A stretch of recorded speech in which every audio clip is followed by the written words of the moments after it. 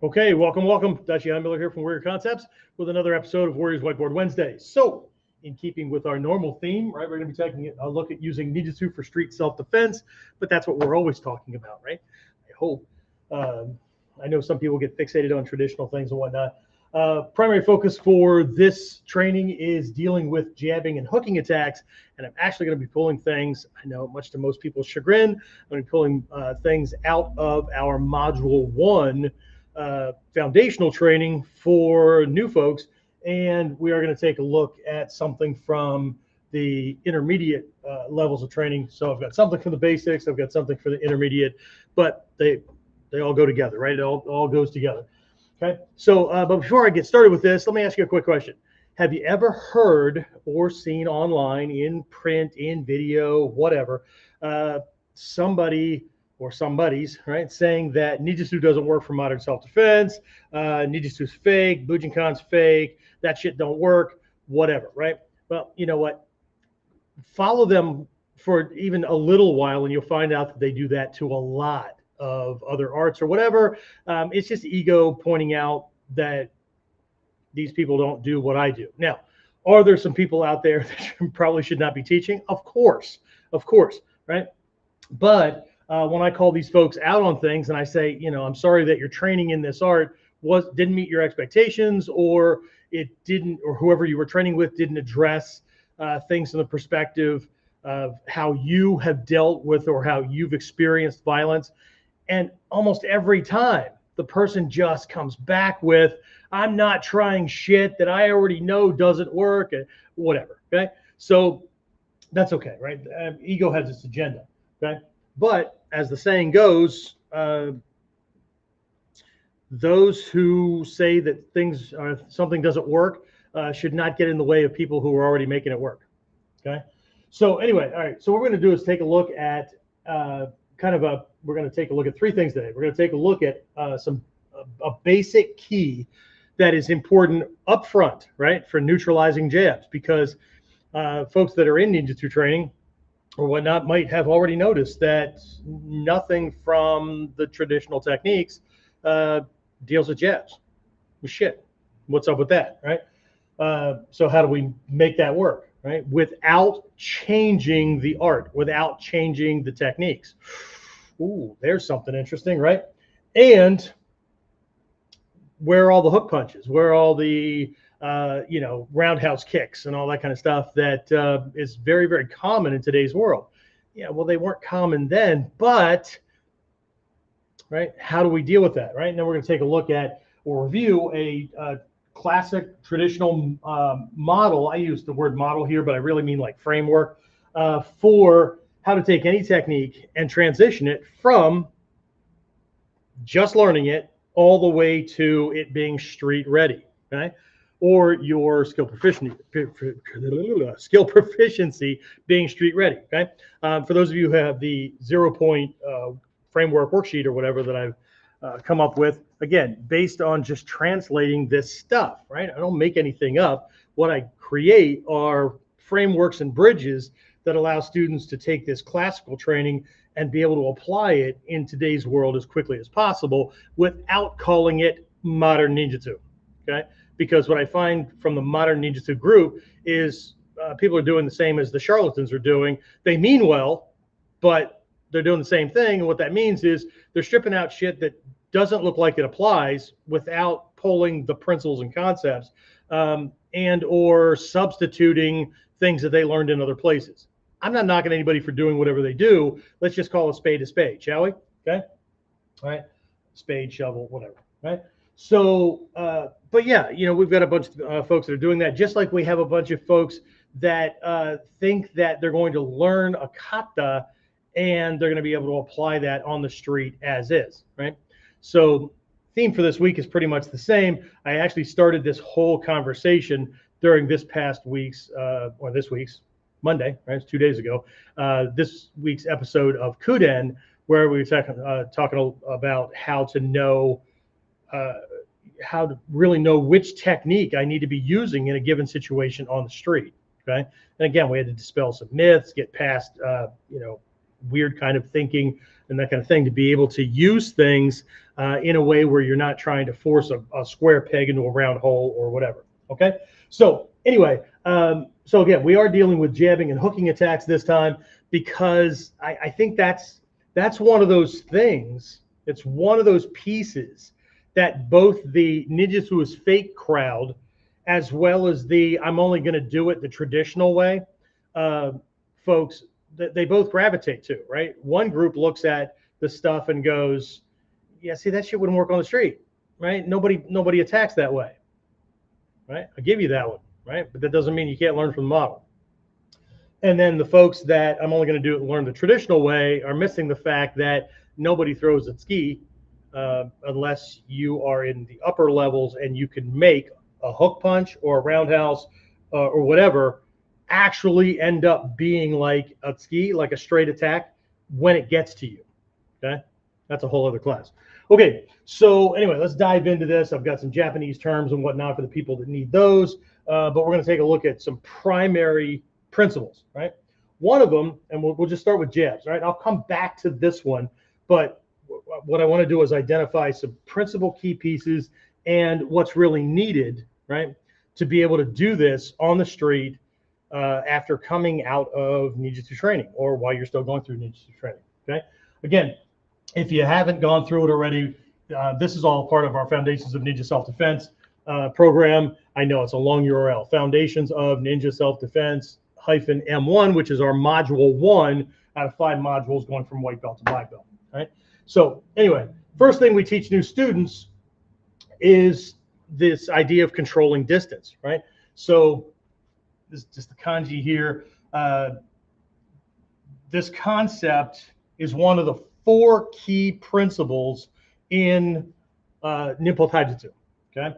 Kotsu. So understand the essential nature of a technique, angling, timing, those kind of things, right? So this one, not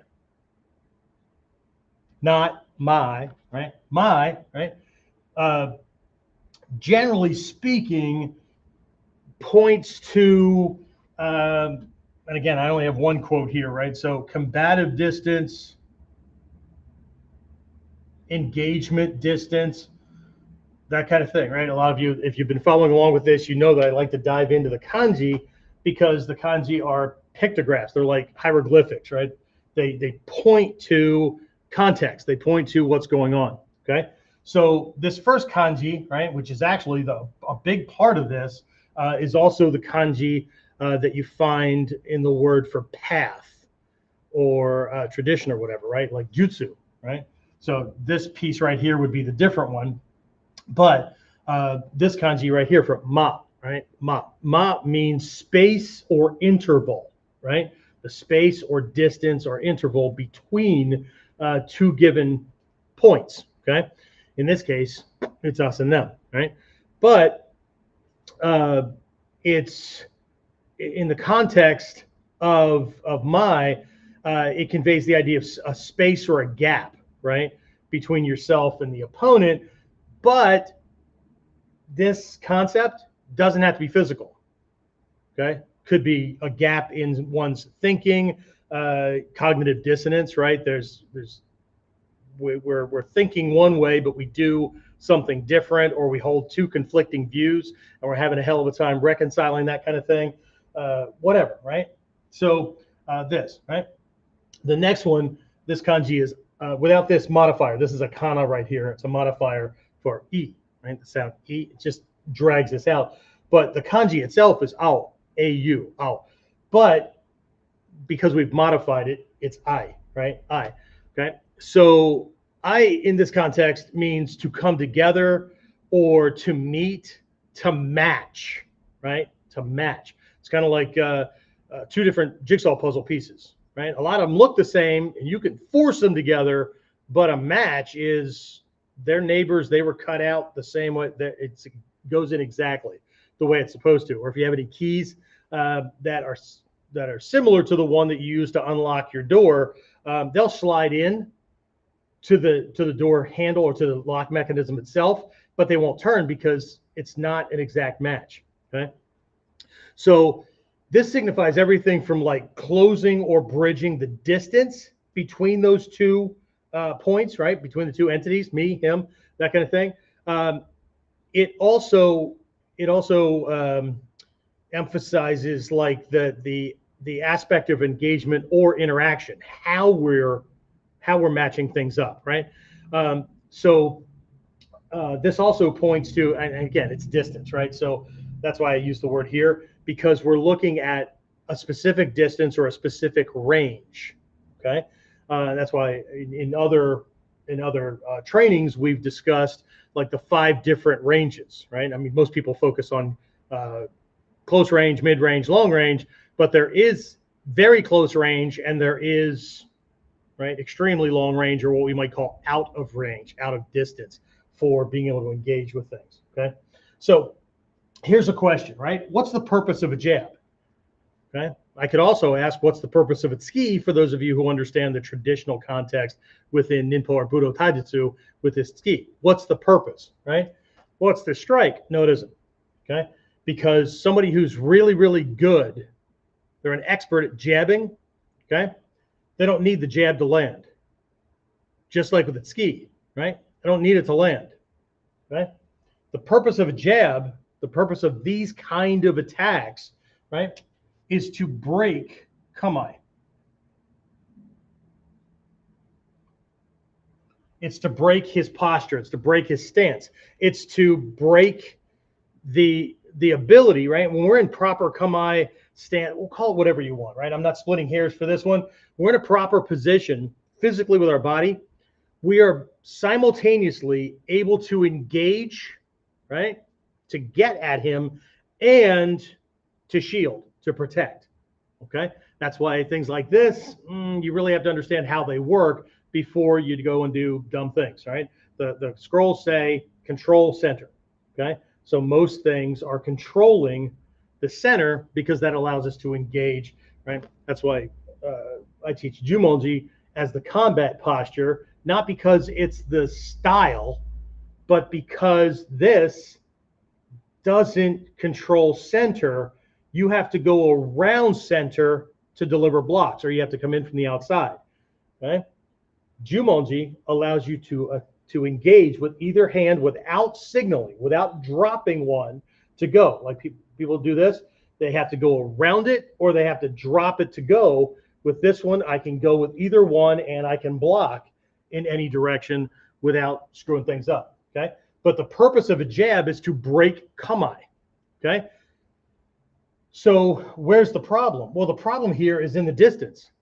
Okay, because one of the first lessons learned is this idea of establishing initial safe distance. Okay, so during this Friday's virtual class, we're going to be really diving into something that new people learn. First off, we call it, we just, in English, we call it a 4-part striking setup. Half of this is for him, half of this is for me. Half is to make the training safe, but half is to really focus on this distance. And the distance, what the student really has to learn is contrary to something I learned in certain martial arts, where I take up a stance and the instructor would come by with a freaking measuring tape or whatever, and if my feet weren't the right distance, then it wasn't right, except that he was taller than me or shorter than me or whatever. So there is a correct distance, but it's based on your body and your body's makeup. Not it has to be 26 inches or it's not right. Okay? It's not that kind of thing. The proper distance, right? In Kotoryu, this is part of Kudai Dori, right? Catching the proper distance, catching the space, that kind of thing. Proper distance is based on this guy's height, because his height determines his reach. And this has to do with reach, right? Combative distance is my ability to control that space before, during, and after the engagement. The punch, the kick, the joint lock, the takedown, whatever, right? Because I need to be able to get him without him getting me. Right? This is not a trading shots kind of thing. If it was, it wouldn't be science. It would be caveman fighting. Okay? So what we're looking at doing is his goal is to break my kamae. right? To get me to flinch, to whatever, so that he can get that next shot in. That's why they do it, right? Especially these guys that jump around all over the place, right? And they've got these things going on because they're trying to get you to bob when to lean into that hook or whatever. Okay. So the kihon no kihon means fundamentals of the fundamentals, right? People like to cite, well, I know the basics, right? The basics are ichimonji no kamae, musha, dori, whatever. Okay. So ichimonji no kata, right? There's a fundamental, right? Be able to do that. It's a way to counter and neutralize the incoming attack and then counterattack very, very quickly. And in a way that he can't defend, escape, counter, whatever, okay? But a kihon no kihon, let's go back to this worksheet, right? Some of you guys have this. We'll put a link down in the description for those of you who don't have it, right? So the technique gets written on line 0, okay? All this stuff down here are for the kihon no kihon. All the things that I have to get right to be able to do this correctly. What about all this sensei? Well, plus 10 up here is street ready. So these are all the things I have to learn and be able to do with this, right? So that I can trust it with my life on the street, right? I know nobody teaches it this way. Well, some do, because I borrowed some of these ideas from other teachers and peers and whatnot who have been in shit, used our ninjutsu and Ninpo Taijutsu against really bad people, and that's how we translate it. I'm not just regurgitating, right? Well, one, I'm not throwing up on you, and two, I'm not just repeating something somebody else told me without validating the information. Okay? Everybody wants a belt. Anyway, all right. So the kihon no kihon, the fundamentals of the fundamentals, right? The thing that people miss because it's not written in the scrolls step by step. Well, no shit. Ink was expensive.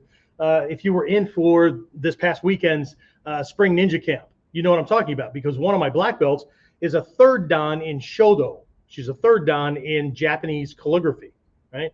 And actually from a Japanese governing body, okay? So she did a whole class on this stuff. And where folks were kind of missing, right, was, well, not really missing. What they were most surprised by was how long it takes to make a batch of ink by hand. If you ever get one of these Shodo sets, you can find them in different places. They come with brushes. They'll come with a brush rest. They'll come with a couple of little bowls, right? One bowl normally has, or you have to put something called dragon's blood in it. It's this red paste that you use for literally signing your work. And then the other one is just an empty bowl. It's where the ink that you make goes, or you could just use the pestle that's there. And then there's one or more soot sticks. They're those black columnar or oblong kind of sticks that are in there with a cool dragon design, or sometimes not, or whatever, right? But you have to learn how to make ink, right? Or you can do what some of us do when we don't have the time. We buy the bottled stuff. But the point is that a lot of this shit wasn't written down because back in the day, paper was expensive, took a long time to make a batch of ink, and so the scrolls are written in shorthand because most of it came from your teacher in the form of kuden or shinden transmission, right? Okay. So what's not written, but you have to pay attention to when your teacher demonstrates a technique or whatever, right? If they don't point it out, you're going to have, in Sanskrit, it's called prajna. In Japanese, it's called hanya, insight, right? Insight, the ability to see the invisible. And the invisible is that space between. Because if you're too close, I don't care how good you are at your technique, if he can pop you with a jab before you can move, you're in the wrong place, okay? But these are lessons, okay? So the kihon no kihon is to understand this combative distance, right? So it's taking proper distance. Okay. Establishing initial safe distance is how I received it. Taking proper distance based on him. Okay, somebody that's my size, I'm going to be a certain distance from them. Somebody who's taller, I'm going to be farther because he can reach farther, right? So again, during this Friday's class, we'll show you a training drill, or not even a training drill, a setup that we give students that it comes before the attacker punches, right? So everybody the two people get themselves set up properly, right? So there's something proactive that the uke, that the student playing the role of the attacker does to establish that as they take up their fight position, right, their attack position. But it's for the tori, it's for the defender to pay attention to, because only through mod 1 do we point this stuff out. Late in mod 1, moving into mod 2, the student playing the role of the defender, it's not the job of the attacker to take up a position that makes you safe. You need to know what that gap is based on his height. So when your partner moves in, or better yet, the guy on the street moves in, you're already establishing and maintaining that, and he has to try to break that. He has to try to get in there. So his job, or his purpose of throwing a jab or a tsuki or whatever that first attack in the scrolls are, whatever, is to break your kamae. It's to break your cool, right? Your job here is to do this so well that now he has trouble not just breaking your kamae, getting into where whatever he does breaks your cool. So if a jab doesn't work, he can jab all day long, but if you know he can't reach you, you won't flinch. Okay? That's the key, right? Okay, well, how do I keep from flinching? Control the distance. Well, how does that control the flinching when he's trying to psych me out? Don't be fucking close enough. Yeah, but what if he hits me? Well, okay, but we're teaching you how many skills. If footwork doesn't get me get me enough distance fast enough, then that's what we have leaping or rolling for. We roll or leap to a new position that doubles or triples the distance, sometimes quadruples the distance. So he has to come back in again, and it gives you another chance to make sure that he can't get in until you say it's okay, which is the feeling in Seigan no Kamae. The feeling in Seigan no Kamae is I'm going to control you with the tip of my weapon, in this case, my lead hand, and my heart, my intention. What that really means in English, in street cred, is you can't attack me until I say it's okay. Okay? Now, does that take a little bit more than just learning step by step? Yeah, of course, right? But, right? So, right? We'll get over here in a minute, but for dealing with jabs, your first defense for dealing with jabs is don't let him get into jabbing range. Don't fight like everybody else. So everybody learns the form, but they take up the same nose-to-nose, toe-to-toe distance that they would if they were doing street fighting like everybody else. No. He has to figure out something else, because a jab or flicking with his lead leg or whatever isn't going to affect you, because you know he can't reach you. How do I know that? Because in class, over and over and over again, I have had a partner show me what their reach is, and I match that up with height for different training partners. So I know exactly where to stand and maybe a little bit more. So what he normally does and what his preferred fighting style is doesn't work. He has to try something else. Okay? So instead of me trying to figure out how to defend against him, how about if I do things in a way that get him to have to figure out how to get at me? He's the one that started this shit. Unless you've got one of those egos where, like, he called my mom a name and I have to, in which case I'm the wrong guy to be helping you out, because, somebody called my mom the worst names in the world, right? I think I covered this in a previous episode, right? You call my mom, I screwed your mom last night. Really? Did you pay her? Why would you say that? You just agreed with it. No, I know my mom's not, but what just threw him off mentally, you have to try something else, bro. That's not working. Okay? So, but if it does affect you, either you're afraid she is, or you're easily triggered by dumb shit stuff and you'll fall for everything to set you up, and then you're your own worst enemy. never be an accomplice to your own ass kicking, ever. Okay? And it all starts in your head. Okay? Don't let the worst enemy that you have be driving the car between your two ears. Okay? Ever. So anyway, all right. So here's this, right? You know what? Before I jump over to the intermediate stuff with the hooks, let's do this. Let's back up a little bit to this classical training system that I'm not sure that most people get, because there is a way to look at this based on your overall skill set, but it's actually a process that you run every single technique, every single kata, every single skill through. Okay. And again, this is something based on a student question of somebody that's in virtually for this weekend's camp. And he asked this question based on something else I was teaching on the mandala. And he was just slightly off. I just needed to bring him back into place where it is. I'm not writing out all the kanji because I don't have enough space for it here, but a lot of you know this shu-ha-ri model.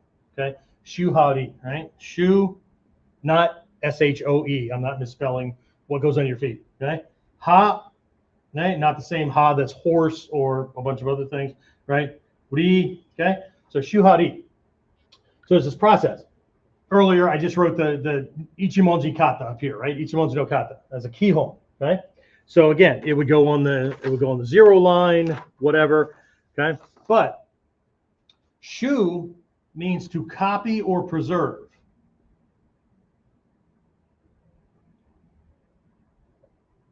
A lot of people are like, well, like one guy teaches Ichimonji no kata like this, another guy teaches Ichimonji no kata, and it's like altered this way. Which one is the official one?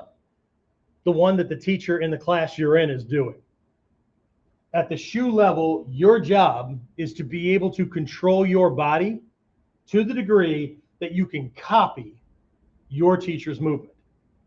No variation, nothing. So copy it, okay?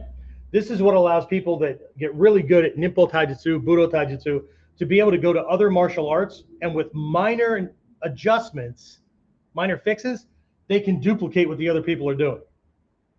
Okay? But it's really difficult for somebody who's style-based and has wired themselves to only do things one way to cross over to another system, or to cross over to an adaptive system like this and be able to do the same thing. Right? I've seen it for over 40 years. Right? So, right, to copy or preserve, no variation. Okay? Until you can do it this way. Right? At this level, students will want to say, or want to ask, why would I do that? When would I do that? Against what kind of an attacker? Japanese teachers will look at you and go, doesn't matter. You can't do it. Yeah, but no, you're asking the question because ego wants to know if it's valuable based on its perceptions before it will even practice it. Well, if you were that good, you wouldn't need that teacher. And if you are as good as that teacher, you don't need that teacher. Okay? So copy and preserve. Then, once we can do it, then we run through a stage where we break it. That does not mean throw it away. Hatsumi Sensei said, you don't need the kata, throw them away. Yeah, he was talking to upper level advanced people, not beginners. Right? Make sure that you understand that not only is the technique in context with things that are going on, but the teacher's instruction is in context with the level of the student. Right? Sensei said take smaller steps. No, Sensei said take bigger steps. No, Sensei is talking about a certain type of step. If he told you to take bigger steps, then your steps are too small. If he told you to take bigger steps, or if he told you to take smaller steps, then your steps are too big. But these two people will get together and argue Sensei said, because they don't understand the lesson. They just want to be able to repeat things back and be right. You want to be right? Do what the hell your teacher told you. Anyway, break, right? So here you're going to do variations. You're going to do substitutions. You're going to replace strikes with kicks or whatever, because what you're trying to get to is the kotsu, right? The essential nature of the technique. What is the technique doing, right? Because what you want to do is get to a point where you understand that this technique, this idea of neutralizing an incoming attack and controlling him in a way where his body can't get at you while you're delivering your attack can look 10,000 different ways. That's why Hatsumi Sensei said if you can't do Ichimonji, you can't do Taijutsu. And if you can't do Yokoryuki, you can't do Henka, because you have to be able to vary, not just substituting one strike for another, omote-shito for ura-shito, or an elbow, or whatever, but you have to be able to vary distance, you have to be able to vary. So this is going to take you through the intermediate stages all the way up into early black belt, because at those stages, now it should be scenario-based, right? Not just he's throwing a punch at me and I'm doing XYZ. He's throwing a punch at me in a small diner or restaurant, and where he's free out there in the space between the tables, and I'm between this table and that table, or this wall and whatever, right? Now, shit, okay? Where are we going? And I'm going to point that over there, okay? So here we have a technique, okay? All that matters is that technique. God, since I'm going to throw up if we have to do this technique one more time. Well, guess you need to prep to throw up, because I wouldn't be having you do that technique again if you could do it right. Okay? Well, I think I can do it right. Well, then go set up your own damn dojo. Lots of people do. Anyway, right? So, but at this stage, if we run it through something else that was big when I was coming up through the ranks, was the Kyonapo process. Not the Kyonapan list of 8 techniques. The Kyonapo process, where we're making 8 variations of that technique. The first thing we do when we make the 8 variations is we go back to Shu and we make sure that we drill each of these so that we can do them well and we can repeat them, okay? But we see them, okay, so that's why when Hatsumi Sensei says you could do it this way, or you could do it this way, or you could do it this way, yeah, it's not up to you. These become situational, right? His hand is up to block, so I can't land this one, so I come across and do it to the other side, or whatever, okay? People confuse Henka with making shit up. Well, I couldn't do this, so I did this. Even if he ends up on the ground, doesn't mean it was a Henka of the original technique. Doesn't mean it was wrong either. Just wasn't that thing, okay? So we do that, and then, let me just pick one here where I have space. We make 8 variations of each variation. I know, gets to be a lot, right? So again, go back to the Shu level, do these often enough that you can repeat them. But either way, what ends up happening over time is this just becomes another variation, another way to do this, because kata, people keep getting stuck on the word form. It means model. It means example, right? Okay. It's what the principles and concepts look like. Here's a snapshot. And typically, if they're in the scrolls, they're a standardized model that just point out where we're going to start, okay? But when we get to a point where we have this sudden breakthrough where, shit, I don't need the model anymore because I understand the principle of being in the right space and time where I can neutralize what he's doing to me, render his attack moot, right?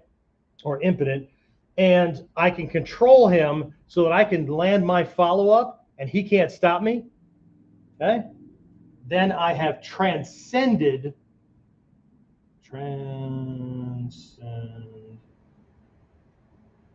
okay? I have transcended the model. Ri means to transcend, to go beyond, okay? Everybody sees Hatsumi Sensei do things or master teachers do things, and they want to skip all over the process to get to here because it's more important for ego to look like it knows what it's doing than to actually know what it's doing. And of course, we're convinced, right? We convinced ourselves that we know. But either way, right? So here's this model. So are you using the kata on the street? Well, how are you defining this? Are you using the kata exactly the way you learned it? Maybe. Or is it going to be one of those variations, or is it the principle of Ichimonji no kata, right? So depends on how you define it.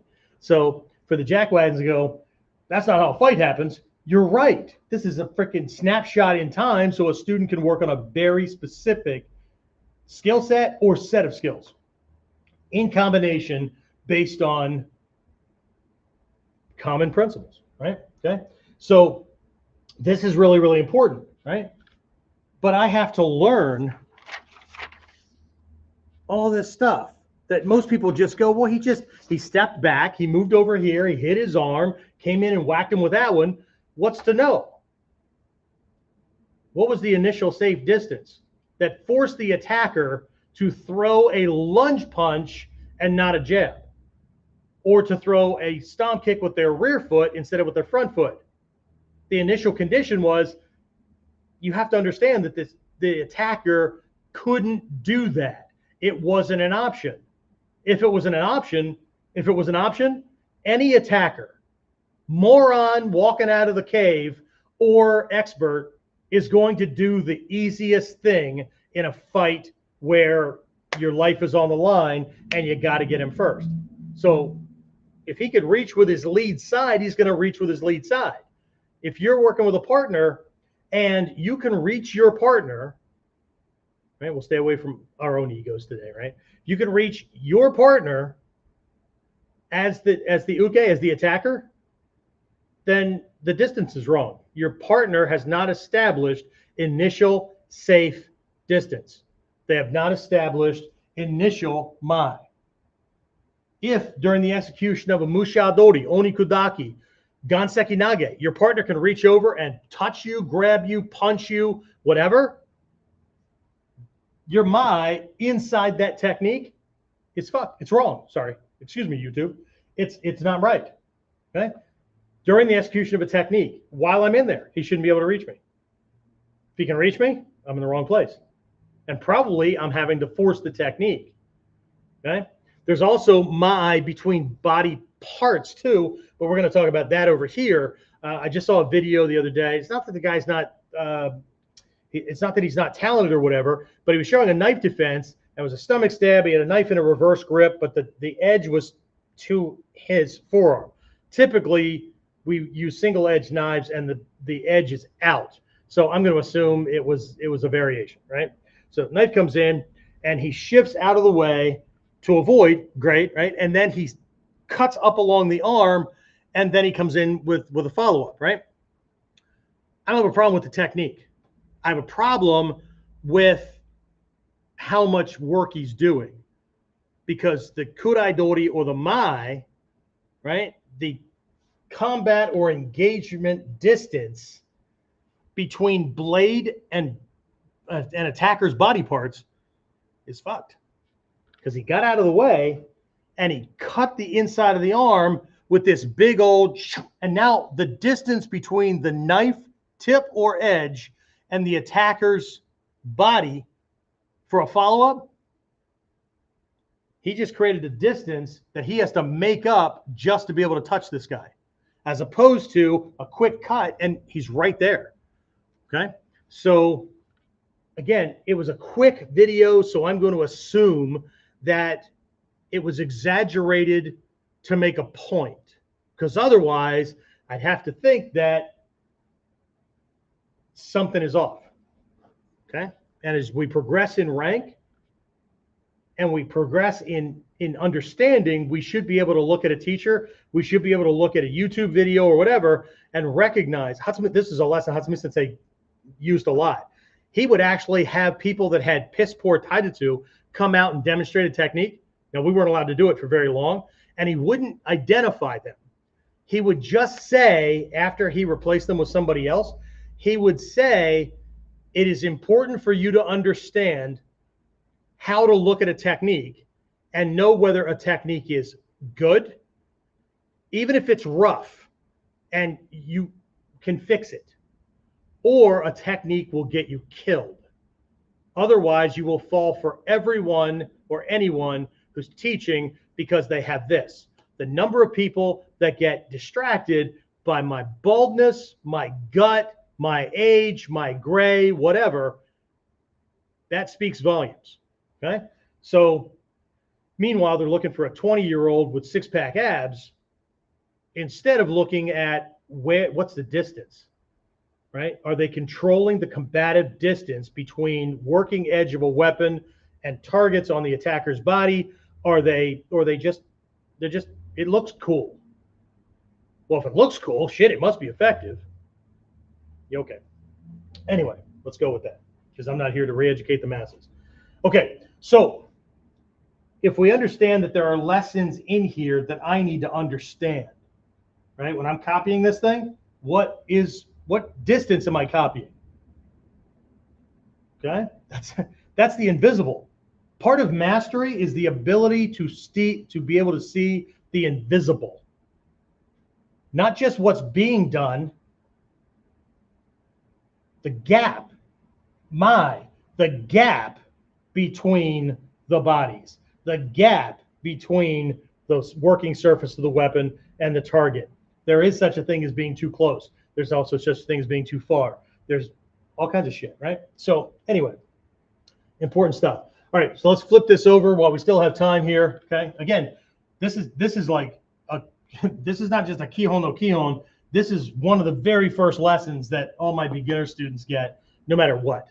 Okay, and a whole bunch more that I just don't see being covered. And unless a student is intuitive enough or accidentally just does it, okay, because everybody's spending their time. Well, this kata, its name is, and it means this. And so we do step 1, step 2, step 3, and then he does step 1, step 2, and he falls down. There's a whole bunch of shit inside that has to be understood before we have any business making variations. Because if we don't, we won't know that the variation is doing the same thing, right? A true henka, to deserve the name of the base technique, has to have the kotsu. It has to have the same essential nature, same control points, all that kind of stuff that the original model is modeling. Okay. Anyway, all right. So let's go over here. Right. Intermediate defenses versus hooks. Okay. So what we have over here as the primary principle, right? This is Tai-Sabaki. Okay. Often, I'm going to say under-translated rather than mistranslated, because Tai-Sabaki can mean body movement. It can mean, it does not mean footwork, right? But that's what people tend to think that it implies, okay? And often the Japanese teacher will throw these things out, right? But in the words of the Japanese teachers many years ago, when they snapped at a class, and they said, it is not our responsibility to spell all this out. It's your responsibility as the student to go do your background research to make sure you understand things. Of course, they were also talking to Westerners who didn't bow for shit, were what they termed embarrassments to the Bujinkan when they went to sword stores and all that because they didn't understand sword etiquette, whatever, right? So anyway, so Tai-Sabaki. The root verb here is sabaku, either way, right? So Tai-Sabaku is this kanji right here. This is ki. It's a kana that means ki. So it's just a modifier, right? So Tai-Sabaki, right? Tai is body, just like taijutsu, right? Sabaki can mean, it can imply movement. It can imply like how you control something, how you use it, that kind of thing, right? One of the words for it that I think gets to the root of things is management. Right? In the Gyokoryu Happo, some of you guys have been following along for weeks, a couple of months or whatever, and I've been covering or hinting at these 8 areas of study and therefore skill proficiency within the Gyoko school that are also called the Kihon Happo, right? Again, not the 8 physical techniques that everybody's brain gets sucked into, right? Kihon, fundamental, base, foundation, ground. If this isn't solid, the rest of this shit is like a house of cards, okay? So Happo, Hachi Ho, 8 ways, 8 methods, 8. There are 8 aspects of a singular whole. There are 8 aspects of a master, right? And one of those is Shimpo. right? Shimpo, which means rules or methods or whatever of using the body and all of its parts, okay? Now, a part of the happo is also shuho, which is the rules or methods for using the hand and therefore the arms by extension, hoho, or sokuho, which is the use of the legs and the feet, right? But shimpo, the whole thing, holistically, right? So Tai-Sabaki, body management, is one's ability to control and manage the body to accomplish the task that's necessary. If I just say it's body movement, what the hell does that mean? Right? So body management, because Tai-Sabaki is the ability to not only evade or avoid an incoming attack, but to do it in a way where you simultaneously close off access to all of your targets while opening up access to all of his targets and lining up your power line with his balance line, so it takes little to nothing to knock him off balance. In the Kotoryu, it spells it out.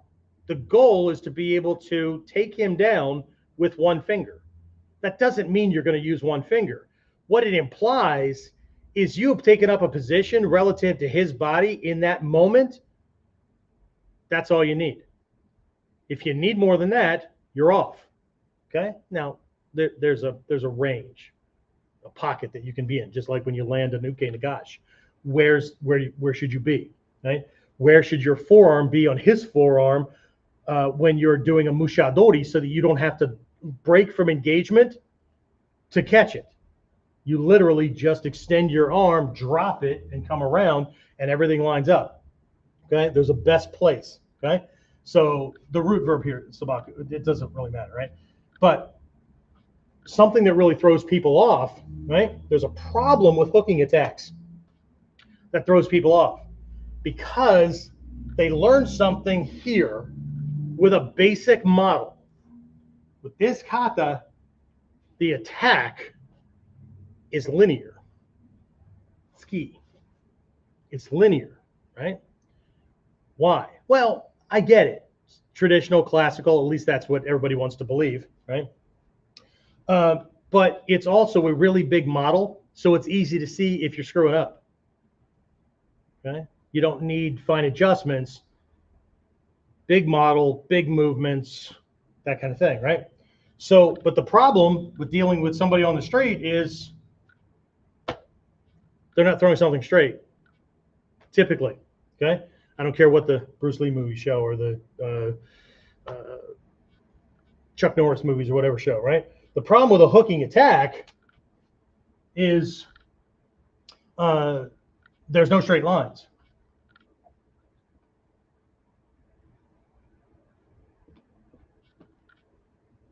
There's no straight lines, okay? But the rule of uke nagash, which is a subset of Tai-Sabaki, uke nagash, again, people often mistranslate as blocking. Uke nagash means to neutralize the attack, right? It's to receive and neutralize his attack, right? So it could be a block. It could be a counter strike. It could just be to freaking evade, right? So in our Mod 1, students learn 8 ways. Is it 8? 8 ways to do uke nagash out of the gate, right? Well, over the course of 4 to 6 months, okay? 8 ways. And then they move into Mod 2 and they learn 4 more ways. And they move into Mod 3 and you get the idea, okay? So a question here is, uke nagash, right? How do I do it? Which one? Okay? If any at all. But the thing with uke nagash is people fall into a static thing again, right? It's 45 degrees. You move back 45 degrees. Well, I promise you, if he's throwing a big old freaking haymaker and you move back the way you normally move against a straight punch, when his arm collides with yours, it will break your, come on, it won't break your arm. It'll just knock everything out of place, knock you off balance, and he's going to slam you with the next one, because this, based on a straight attack, the place that most people go to does not, so here's the guys who call it fake, does not work against a haymaker. But uke nagashi and Tai-Sabaki absolutely do work against a haymaker, because the lesson is not 45 degrees. It's not 30 degrees. It's not 20 degrees. The description is you are angled to the line of the attack while profiled to the attacker. Evade, close off your targets, open his targets, line up your power line on his balance line. Okay? Now you'll know where to move. I hope. Right? That's why it's up here, right? Okay? So it's not 45. But I just said there's no straight lines. You can make one. Okay? I covered this in a couple of lessons ago. Oh boy, that sucks. Let's just make a stick figure here. Okay? We'll give them a little belt so everybody feels all warm and fuzzy. Okay? So when you first learn weapons, 9-directional cutting, 9-directional striking, and whatnot, the initial lessons are really big, right? So we cover dropping, lifting, in from one side, in from another, the dropping and lifting diagonals, and then piercing. Okay? But it's not, for the beginner, it's based on the whole body. For intermediate and advanced people, it's based on the target you're hitting. Okay? And the angle of the attack isn't chosen until just before we're going to hit him. Okay? So if I'm using staff, do I have any staff? No, I'll use something short here, I should say. Right? So I know it's sword butt.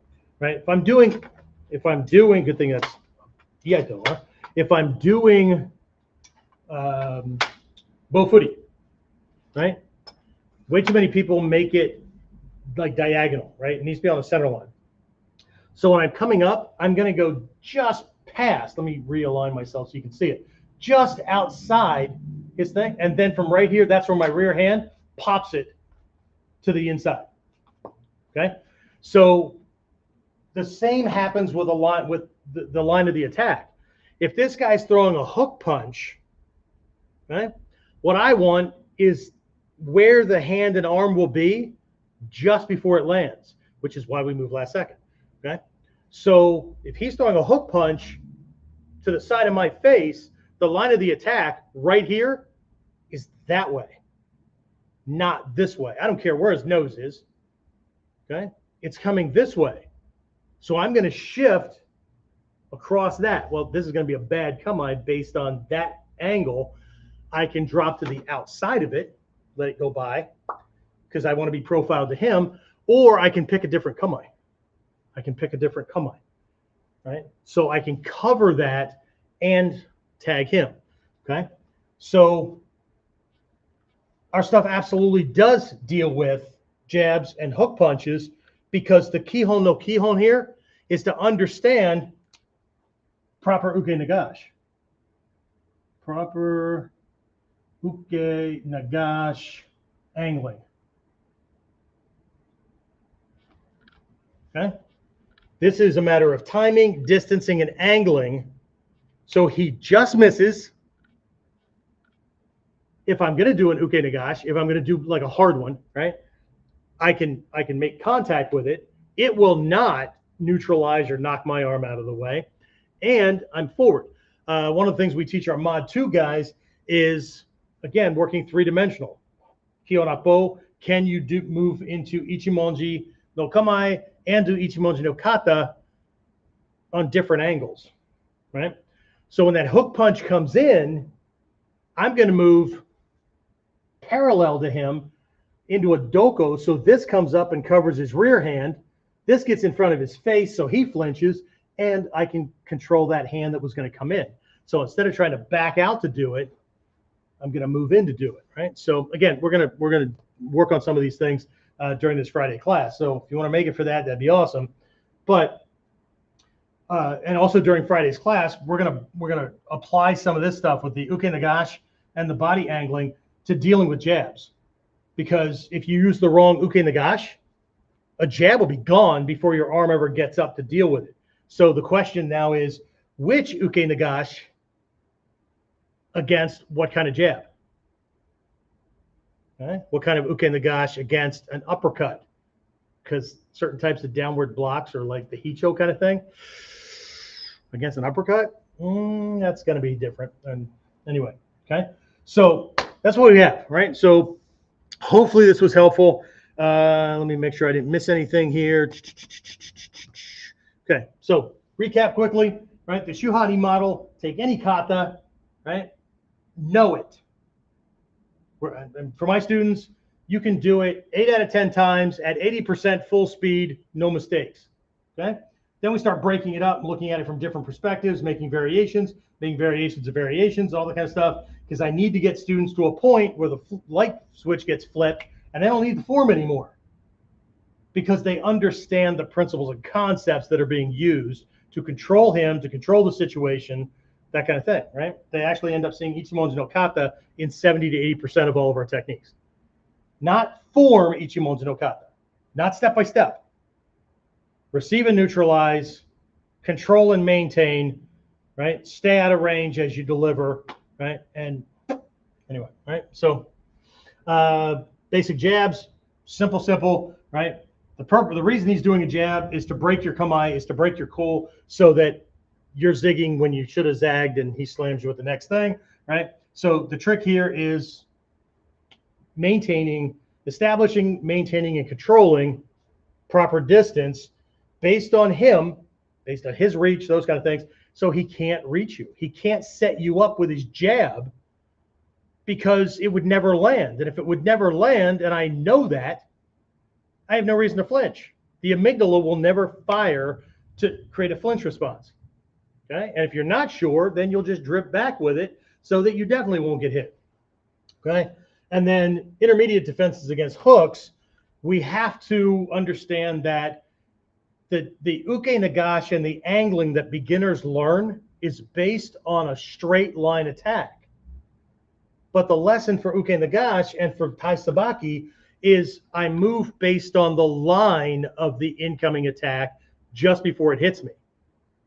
So that means I may have to move 90 degrees instead of 45 or 30. It may mean I have to move 270 degrees, whatever. You're not going to be thinking about degrees. You know where you need to move. Intermediate, not basic, intermediate, okay? And so the idea here, no straight lines, is we have to understand proper uke nagash angling, timing, distancing, angling, right? Which is the other 3 in the set of 4 stuff, mai being the first one. Right? Mai, right? No, mai, right? So timing, distancing, angling, and kotsu, the essential nature of the technique. Those are the 4 key principles. Are there other ones? Of course. Anyway, that's what I have for this one. Hopefully I'll see you on Friday. There's the link again. If the page isn't already set up, just give it a couple of minutes to get it set up to let you in. $4.99. Oh, quick admin announcement. I almost forgot. We have continued to add more and more value to the programs, including these Friday classes and all that. So, and the price of services. You guys are getting this stuff for free. It's not free for me. It costs me a lot to put these things out. So, since everything has gone up and the value that we're giving everybody has really surpassed what we've been charging, June 1st, prices are going up, right? At least 50%, if not doubling.